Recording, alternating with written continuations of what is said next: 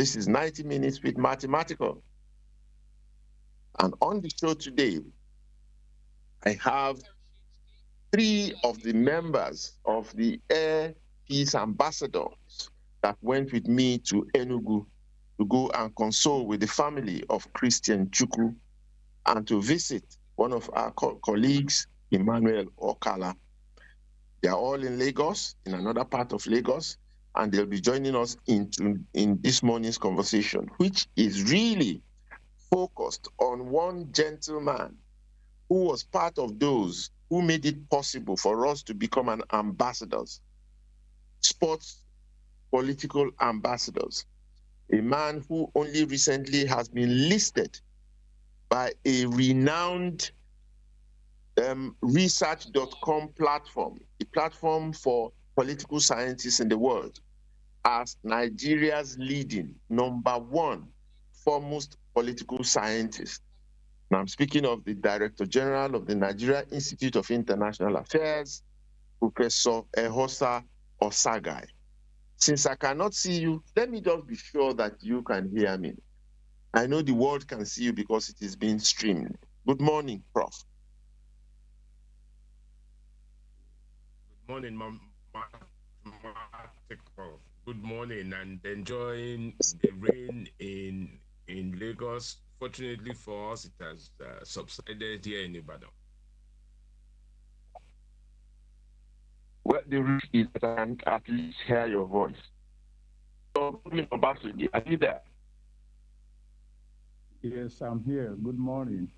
Ogin Obasuge was a hunter for Nigeria and Olympian 400 meters hurdles champion for Nigeria for Africa for the Commonwealth. And he was on the verge of winning one of the medals, gold, silver, or bronze, at the 1976 Olympics for Nigeria. So we have the greatest pleasure to welcome you, Dr. Obasuge. Good morning once again. Secondly, Dr. Bruce Ijirigo, are you there, Doctor?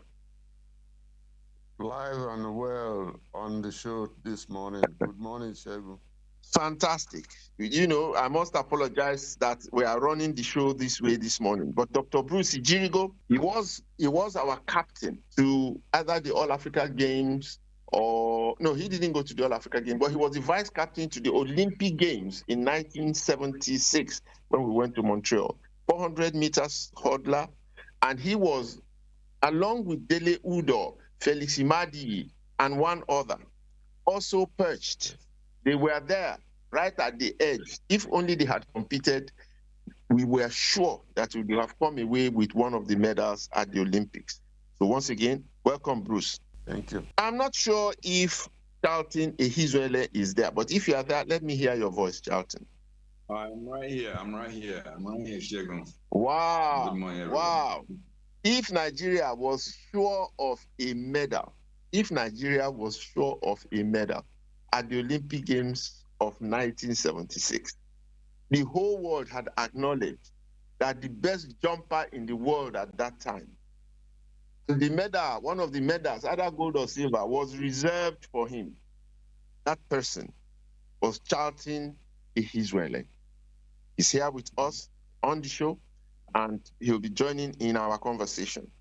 Well, we are celebrating this morning, so let me congratulate Professor Ehosa Osagai again on your being listed as Nigeria's foremost political scientist.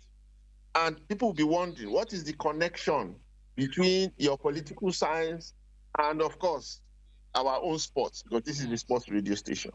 It is very clear. You have been involved with us for so many years. I head the sports and diplomacy unit of the NIIA. So people should understand that there's a connection. In fact, they exist side by side between sports and politics. So, but we all know at the state of the world today, there's so much confusion everywhere, so much confusion. The superpowers are playing their game, and those that are not superpowers, they are the pawns in this game, including Nigeria. And we are facing our own crisis in Nigeria. Yet, we have, as I said, spots of shining light, passing through the darkness. So, Prof, do we truly face an existential threat, as they say in the world? What is the state of this world? Nigeria's place in it, because it appears, unlike before, when Nigeria coughed, the whole world will catch cold. But these days, it is not so. Let's start from that big picture. What is the state of the world now? Well, thank you very much, Mathematical. I think you have captured it well.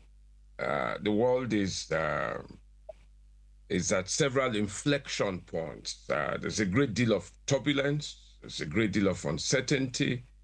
There's tension everywhere. But this is only one dimension, of the world. You would find that increasingly the world has been moving towards a new order. In other words, we are in the throes of a transition towards a new global order. And that can only be understood against the backdrop of where we are coming from. So we ended the Cold War and gravitated towards a one superpower situation, what it's generally called unipolarity. And it appeared as if the United States of America, the West, would become not just dominant, but the single hegemonic power in the entire world. And that gained traction because the neoliberal revolution, if you like, was well underway. Countries that were not, voluntarily part of this revolution. What a contradiction in terms, you don't volunteer for a revolution. We're whipped in line by policies of change and so on. But today, we are back to termination of that unipolarity, that trajectory, and the emergence of China itself, the emergence of Russia, re-emergence, if you like, and the evolving medium powers and aspirant powers, several of them, BRICS plus, all of these things now have pushed the world more on the side of multipolarity, where we have, increasingly more centers of power. The point is, Africa is, is correctly put, Africa is out of the substitute bench. There is such a thing as Africa rising. The world now recognizes that Africa is the next engine room of the world, and that's why everyone is looking the way of Africa. So Africa has not, lost steam at all. If anything, everyone is saying that Africa's profile has risen. Now, you may say, for what reasons? First is Africa has become more strategic, to the world.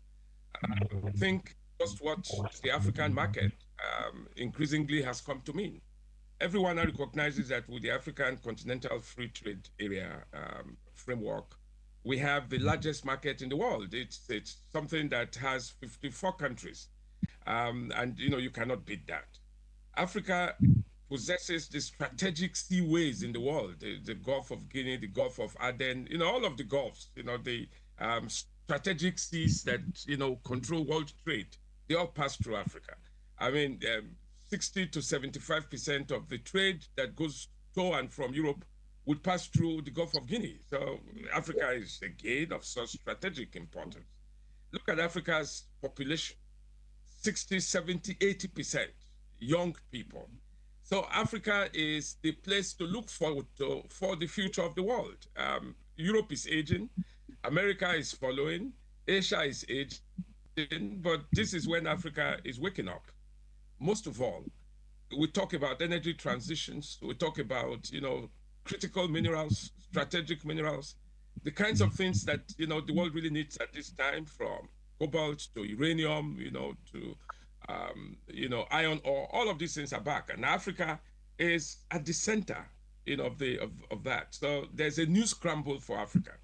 Now it's an opportunity for Africa to reassert itself, and I think that the membership of the G20 by the AU is one of those recognitions that you will find. So Africa is truly rising, and I think that it is the time, it's our chance to make the best use of the opportunity on offer. Now, for our country, Nigeria, we have never disappeared. There is no conversation that goes on about West Africa or about Africa that can, go on without Nigeria. And you have mentioned ECOWAS. Now, Nigeria, together with, Togo and, those other founding countries, put ECOWAS together. ECOWAS has demonstrated resilience in the face of all of these odds and the challenges. But most of all, ECOWAS has done something that positions it as the model, the exemplar for regional integration in the global south, not only in Africa. I mean, in 1990, Liberia was falling apart. There was a civil war. The world neglected Africa, which is the usual tendency. They looked away, and Nigeria led what has now become the first effort by any so-called third world forum to initiate a peacekeeping operation in that country. ECOMOG, is unprecedented, historically, and that paved the way for what has become the mantra now: African solutions to African problems. So Nigeria has continued to lead, and we have provided examples, and we have led in every way. Know that today Nigeria has a policy doctrine built around 4Ds. We have development, we have democracy, we have diaspora, and we have demography. So Nigeria has used these 4 pillars to pursue its own national interests, carrying the rest of Africa along. Let me say that, just as the world has become multipolar, Africa has also become multipolar. We have, in addition to Nigeria, there's South Africa, there is Egypt, there is Kenya. These are powerful countries in their own rights, and people are now saying, when these countries manage to get it right together, that's when Africa will truly, truly emerge. But the vulnerabilities, the risks that have always kept us back are still very much alive. So we have, political instability. We have conflicts, very chronic conflicts. We have wars in some of our countries. We have, reversals of democratic, democratic strengths and successes. Now, these things are very unfortunate, but there is hope, and that is the point. This is the final point I want to make. What does Africa contribute to global politics and geopolitics and all of these things? It is a fact that Africa has a value-based participation in global matters. And what Africa offers is, look, folks, we cannot do without consensus building. We cannot do without sharing. We cannot do without partnerships. And Africa has, done this, everywhere Africa has had to work. So that's the value that I think, would finally help ECOWAS recover from this temporary setback. Why do I think, that ECOWAS will recover? We have a very strong and resilient non-state affiliation, person-to-person contact. ECOWAS was set up not simply to be an organization of heads of state. It was set up to be an organization of West African peoples, an integrative force. And I was saying the other day, and our diasporans can attest to this, if you are in the United States of America, you are in Europe, there's such a thing as a West African identity, which is very strong. There are people who say, those of us from West Africa, and that's not for nothing. It's something that ECOWAS, has even helped to cement.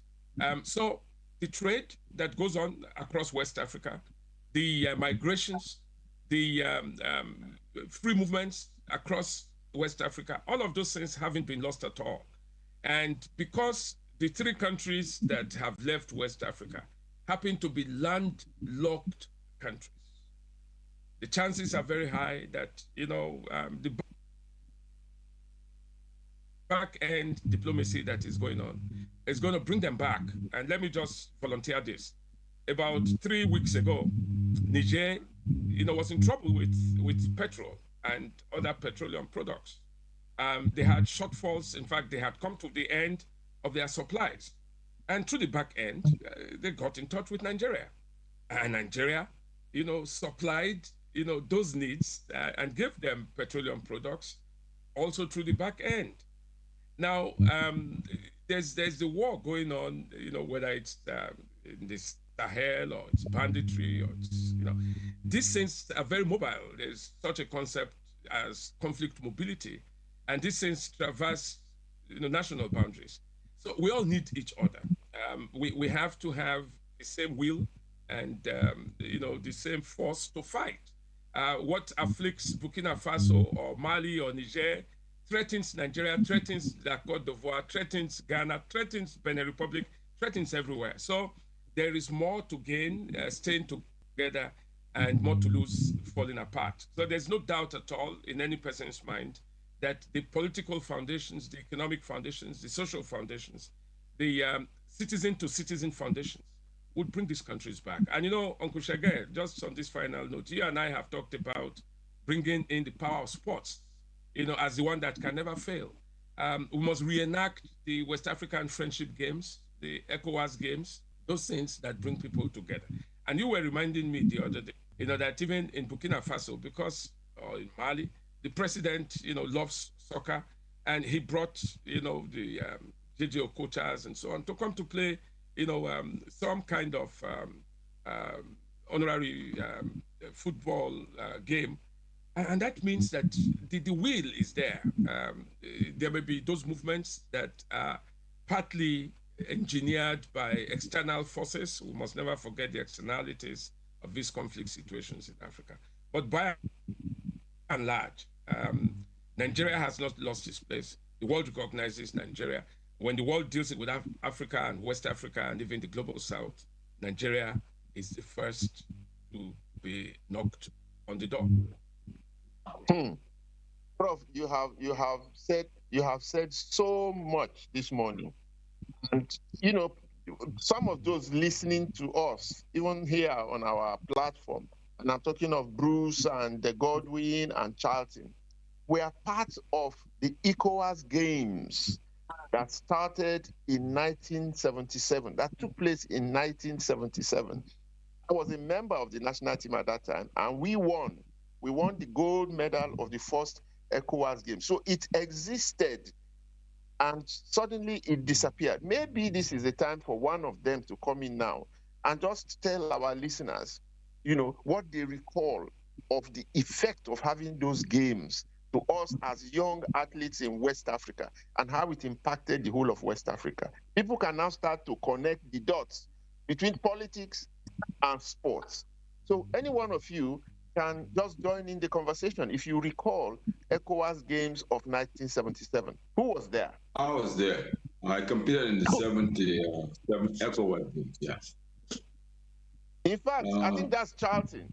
Charlton lit the torch at the Games of 1977. Charlton led the Nigerian contingent and actually lit the torch at the game. So you must, and you had the gold medal and so on and so forth. Of course, tell us about it. Yeah, I won 2 gold medals that year. And it was a very refreshing moment to be able to see a section of Africa, West Africa, come together, and we're exchanging cultural, views. We were talking about, our experiences, among each other from being in other nations, and I thought it was a good thing to have the ECOWAS Games, because Africa, as big as Africa is, we can always break the continent into different parts and have competitions, and then eventually come together for the All Africa Games. That's one way we can be able to understand one another and learn from each other. Because sports is, in my book, is a platform for soft diplomacy. Sport brings the entire universe together. It brings countries have used sports for different reasons. They've used them to bring a nation together. They've used them to send messages, in the case of boycotts. They've used them, to actually create opportunities for trade, for interactions among nations. So ECOWAS was a very good thing, and I think we should bring it back, because like Professor was saying, Professor Saga was talking about the three nations that eventually decided to leave ECOWAS. I think this would be an opportunity to actually reach out to them using sports as a platform, and who wouldn't like that? Bring all these young boys and girls together to interact, using sports to get together and express one's feelings. So I'm hoping that ECOWAS can come back, because it's an important tool in the West African geographical location. Yeah. Anyway, and Bruce Godwin, you can also join in the conversation. Express your own opinions about the role of sports in diplomacy, in bringing people together, in unifying people, and so on and so forth. Just to reinforce what Professor Osagai said. Okay. Let me just jump in quickly here. Indeed, sports, it's a very powerful tool that can be used to integrate nations, because the youth, engage in sport. And when they do, at that level, they develop friendships. Friendships, sport creates opportunities for youth to develop friendships. And when they do, those friendships across country boundaries, when they come together, they start,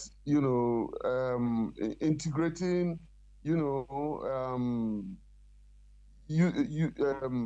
coming together as friends, and using those friendships gradually to influence government, to change direction, change policy directions.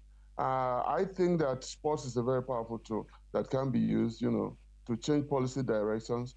I think they can be used to influence the government at the top, because when you see, even if Burkina Faso, for instance, doesn't have very good relationships with a neighboring country, yet the youth are friends and coming together and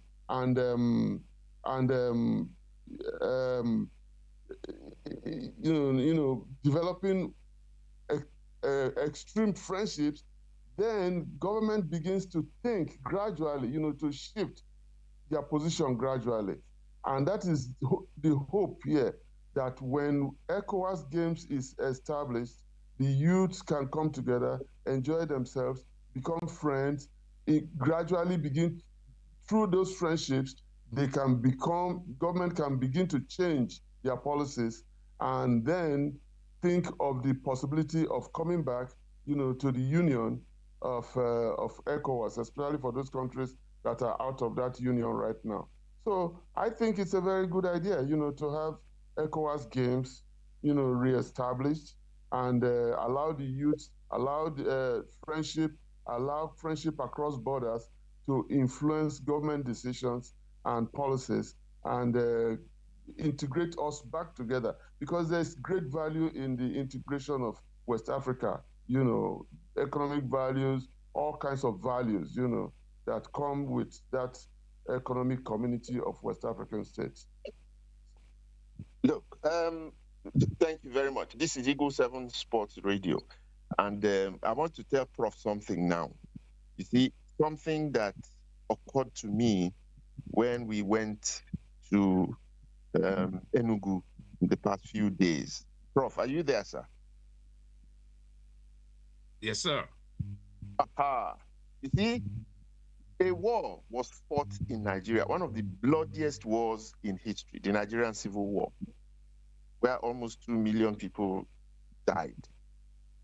And the youth that participated in that war, mostly the youth, were young people in their late teens, and early 20s. These are the youth. And we found out that many of the players, I'm talking of the players, the national team players of Nigeria, immediately after the war, that came to join and formed the Green Eagles of Nigeria, were actually soldiers. Soldiers in the Nigerian, in the Biafran army, and many of them, for sports generally, were soldiers in the Nigerian army. Look, during the war, do you know that at least 6 of the players that came after the war to represent Nigeria were soldiers in the Biafran army, officers? Wambuze Wankwa was a soldier, Patrick Ikeji was a soldier, Christian Chukwu was a soldier. You just named them. Those were the young people fighting in the war. And as soon as the war ended, they came together and became national team players of Nigeria. And because of their background in the military, fighting that war, they came with an energy that was different, determination, do or die attitude that influenced Nigerian football for over 30 years after that. These were young people. So when we talk of youths and insurgents and all these, people that are idling and committing crime everywhere, they are young people who should be actually engaged in sports now, but they are not. This is a practical example of what sport can do. Those it can engage, it can empower, it can provide, jobs for, and so on and so forth, that we're allowing to waste, or to come and join all the insurgents that have made the entire north of Nigeria one volatile area. Just want your comments on this, Prof. Well, first, in this connection, let me congratulate you, mathematical. Last night, Tolu Rokodari finally scored his goal for Nigeria, and I always felt that he would do many more things the years to come. Congratulations to soccer, Academy in Wasi. Thank you, sir. Now, the point really is, we all know it's pretty obvious. It goes without saying what power sports can have for young people in particular. And I think, we have missed that beat, not only in our national life, but also in our regional life, in our continental life, in our global lives. Thank God that today, many more competitions, coming up for athletics, for football, and so on. But we don't have national and regional resonance. Those ones are reducing. And I think that young people today now have the incentives, even greater incentives than, the Charltons, the Bruces, the Obasuges, the Odegbamis had. Sports has become sort of big business, so you wake up in the morning, beating the world, you go to sleep becoming, one of the richest people in the world. So there's every reason why young people should also now take sports more seriously. But I think that the point cannot be overemphasized. It's already been referred to. It's a soft power, instrument that sports is, and it builds, resilient and enduring relationships, as Bruce has mentioned. And I think, one of the ways of cementing the people-to-people segment of ECOWAS, the one that would counterbalance the kinds of problems that we have at the state-to-state level, would happen through sports. But what do we do? Ambassador Segun Odegbami, you were at the last AFCON in La Côte d'Ivoire. You traveled the length and breadth of the roads, and you saw that the infrastructural base, even for sports development itself, still has a long way to go. So we cannot take sports in isolation. It has to be taken alongside all the other concomitants, the complementarities, the infrastructure. We need to think of infrastructure. We need to think of, the coaching for sports. We need to think of, the roads. We need to think of the training facilities. We need to think of, those who would be able to organize and so on. Now, I know that, Godwin Obasogie, Bruce Jirigo, Charlton Hizwele. Now, in the Bendel of old, in Holy Trinity Grammar School, in the Do College, had the Castovia Alonso's. These guys came from Spain and from other parts of the world. Even the Evans, these guys came to Nigeria. It was, gold mine, for sports in the world. Now, what have we done in the successor generations, to build our own local capacities for coaches that will continue and do this sense? Do we have the opportunities for them to do so?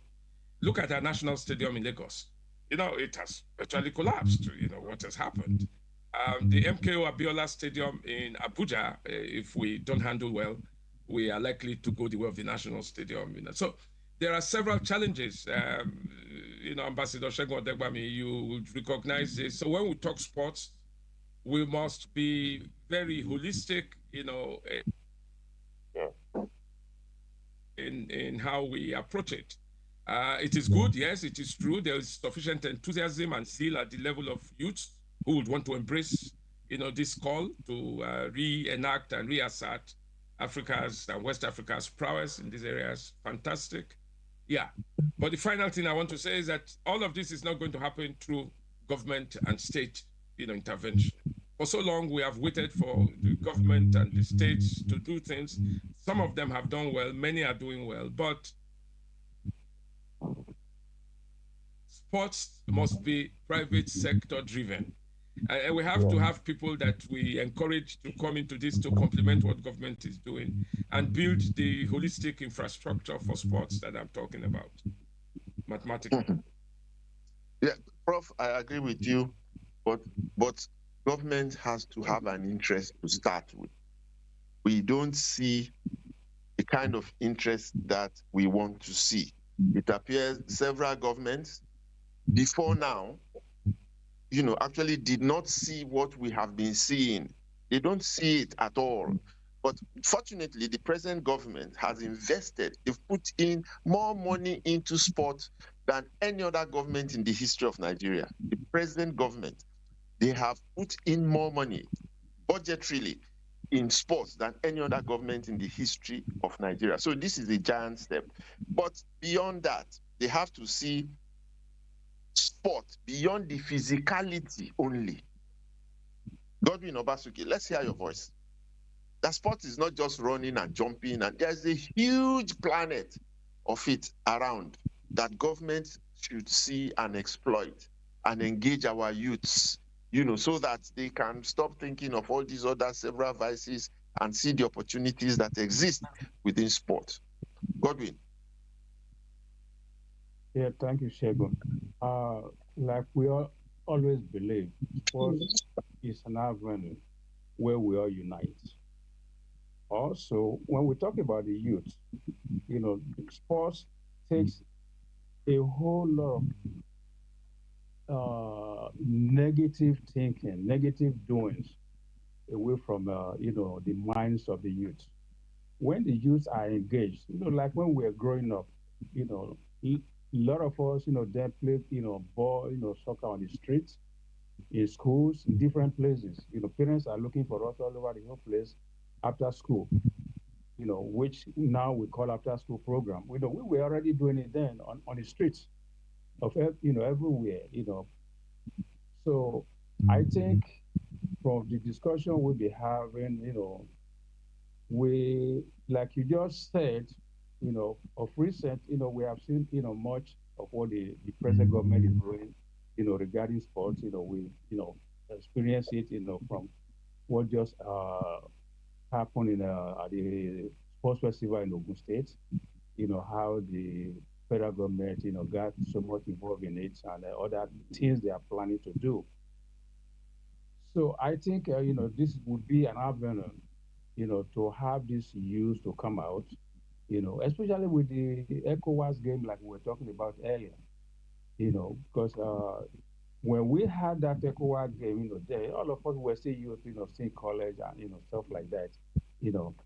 So this would be an avenue, sports an avenue where we can actually bring these kids out, bring them out in the, coming out from the grassroots and stuff, So to me, this is a good avenue, and then we hope people will listen.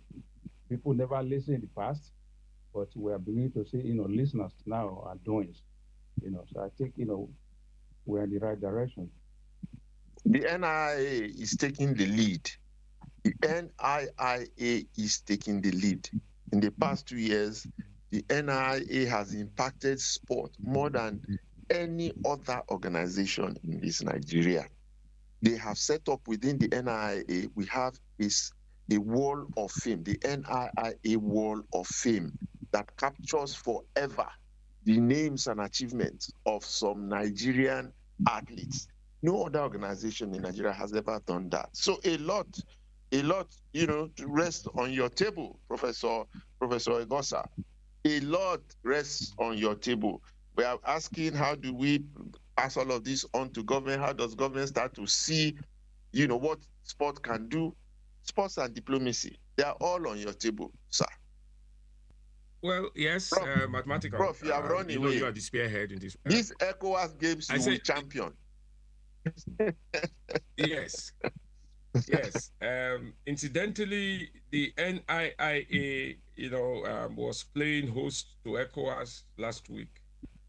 We had the singular honor and privilege of hosting President Bola Ahmed Tinubu, who's the chair of the ECOWAS Authority of Heads of State, um, alongside, presidents of other countries to reenact, ECOWAS at 50 and have a declaration on the continued functionality, relevance, and successes of that organization. Now, there is no doubt at all that this is already part of the policy agenda for government and for ECOWAS itself. Of course, when they say there's a will, there's a way. This has been conceived and has received traction. And what we are doing this morning is also to bring this to the consciousness of people who may not have known that we had such a thing as the ECOWAS games and so on. We think, that we don't have any substitute for this. Government, is already, without a doubt, having to consider it because it has gone into the policy agenda domain. That's precisely the point. And that's where I'm thinking and hoping that, we can get, bodies that are looking for regional outreach, private sector organizations that would want to support these kinds of initiatives, sponsorships, and so on.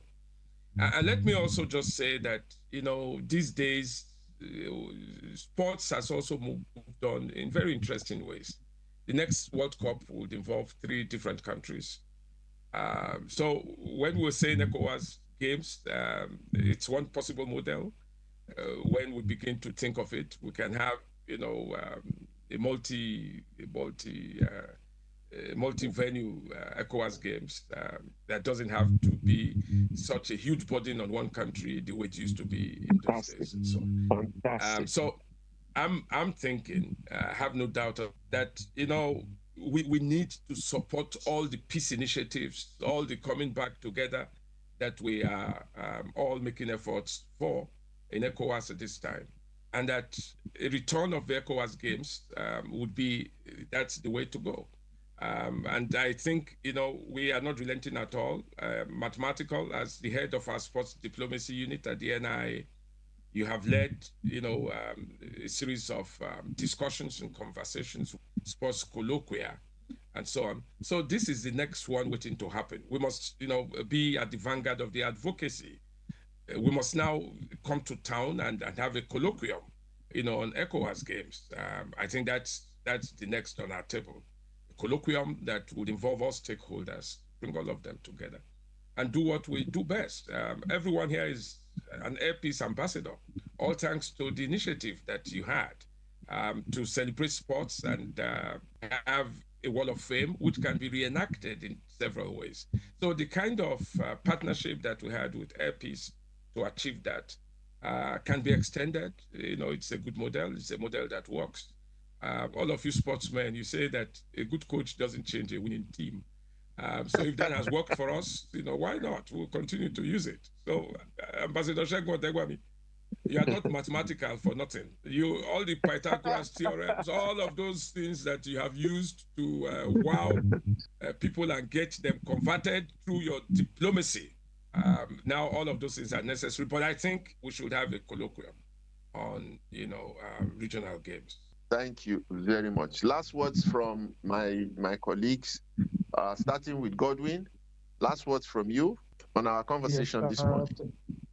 Thank you, Shegun, for having this today. I think I'm very much interested, and we should do everything the Prof can do to help out with this ECOWAS. I participated in the ECOWAS game, the first one, which we all were excited about. I won a gold medal for Nigeria in that game. That it was as big as Africa Games. Then ECOWAS games also led to the East Africa Games. Then on that another area. So I think it will bring a whole lot of unity among the West African countries and beyond.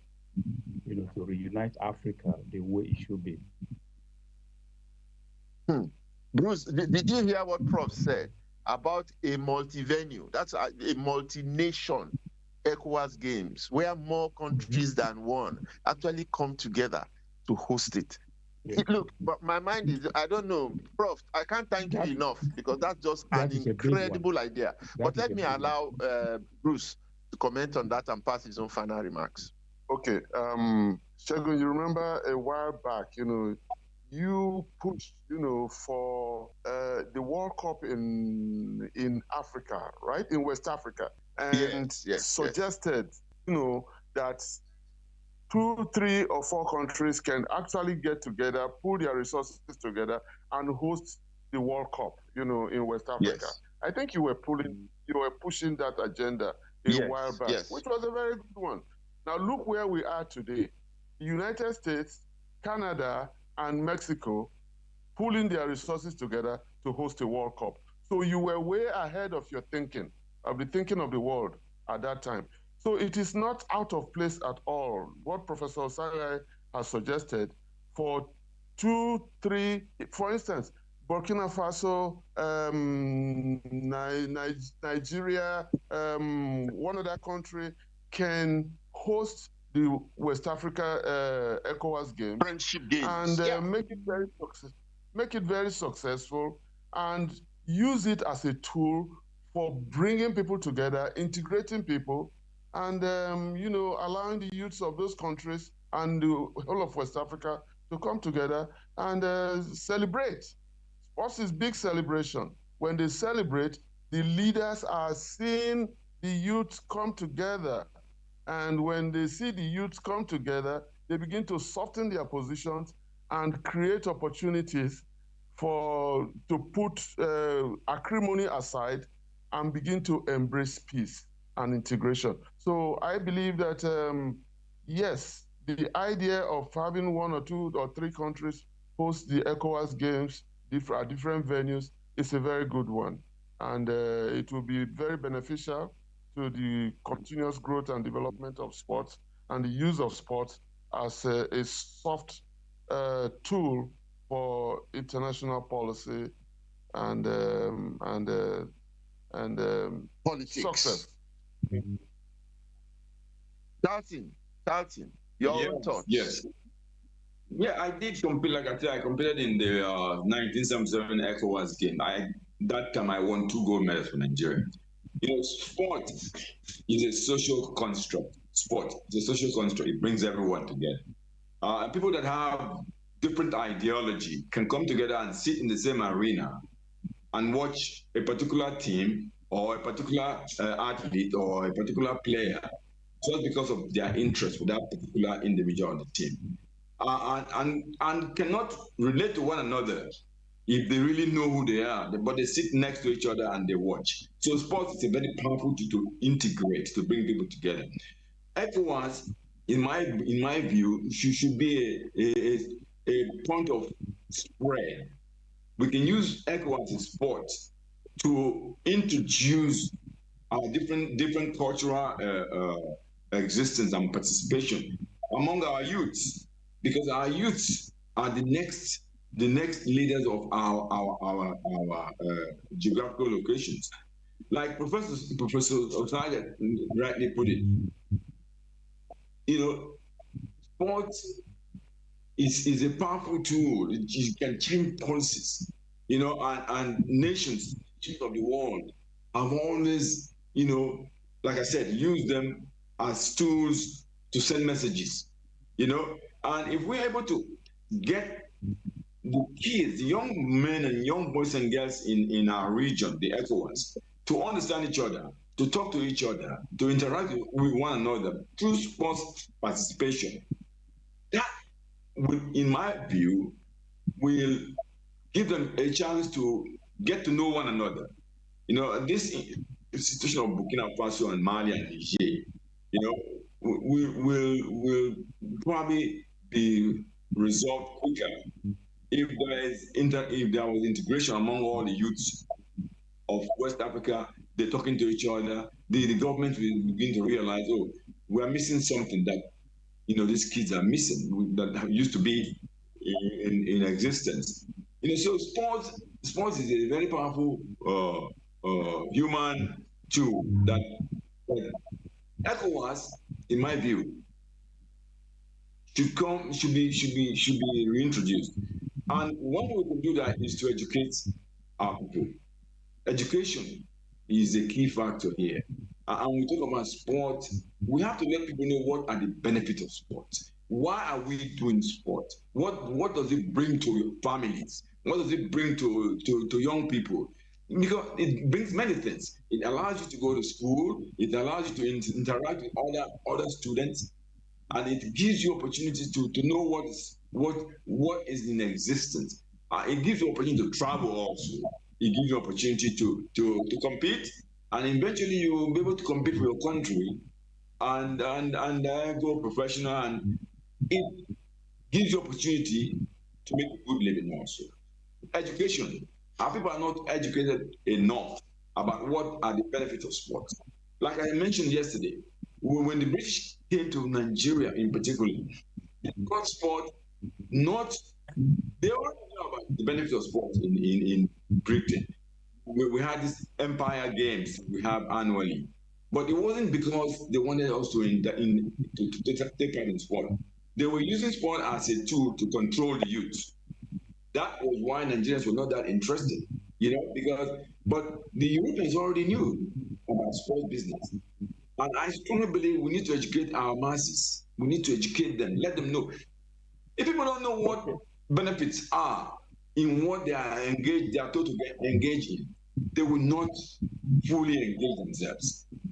Sport is it gives you trajectory. It's a very, very powerful tool for integration, for creating opportunities. And Africa, as it is, with one of the largest populations in the world, we need that. We truly do.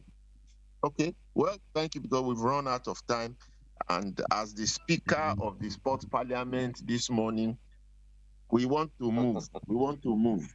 And we are moving this motion. And we want Professor Egosa Osagai to ratify it, that this project that we have discussed this morning, shall be called ECOWAS Friendship Games, and that it shall be multi-nation in its concept and in its,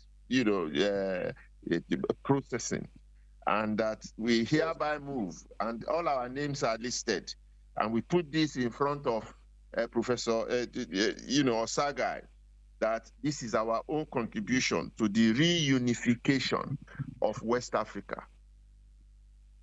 I so move. Professor, it's over to you, sir, and close the chapter for us this morning. Seconded, on behalf of all of us. Yes. Beyond seconded, beyond seconded, beyond seconded. It's on your desk now, Prof. Yes, yes. We'll move forward. It's the declaration on Eagle 7 FM. This day, the 7th day of June, the year of our Lord 2025.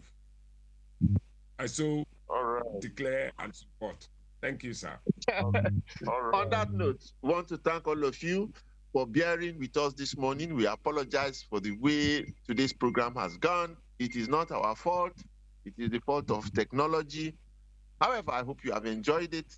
This program will be edited properly and will be put on all social media platforms within the next hour or so.